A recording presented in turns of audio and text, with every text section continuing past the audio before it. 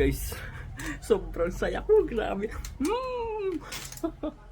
Guys, 'di ba yung TikTok One na sinasabi nila? 'Di ba ang eligible daw noon ay nasa 100k.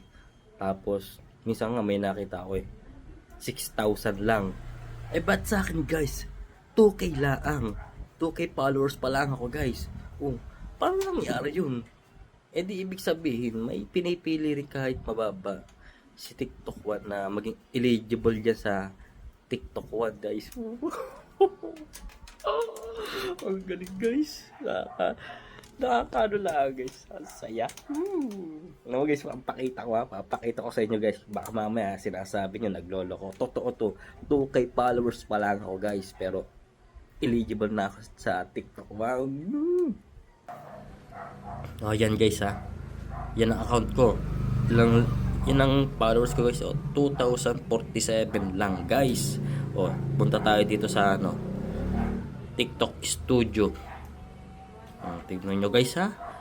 Huwag kayong pipikit. Ako lang ba ang binigyan ng pagkakataon ni TikTok One na maging eligible ako dito? Naman, ang benes ko naman. Punta tayo sa marketplace. Guys. Ayan, kinumpleto ko na yan guys yung profile ko. 100% na with TikTok One. Salamat. Di ba? Ay, nagano na ako guys ng dito. Naglagay na ako ng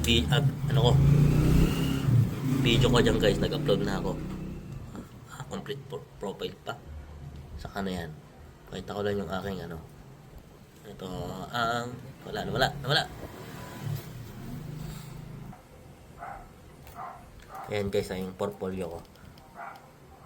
Ayan guys, nag-upload na ako ng video ko guys. Baka naman TikTok One, bigyan mo na ako ng collaboration. Wow. Ang saya. Nako. Salamat TikTok.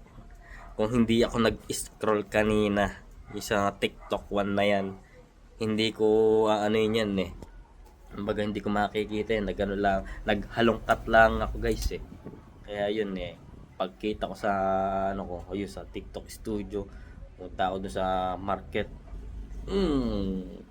Bongga. Ay naka.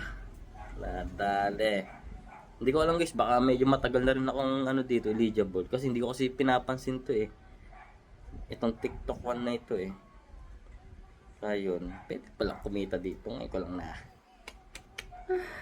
Ay, salamat TikTok One. Yun lang guys. Mama chup chup.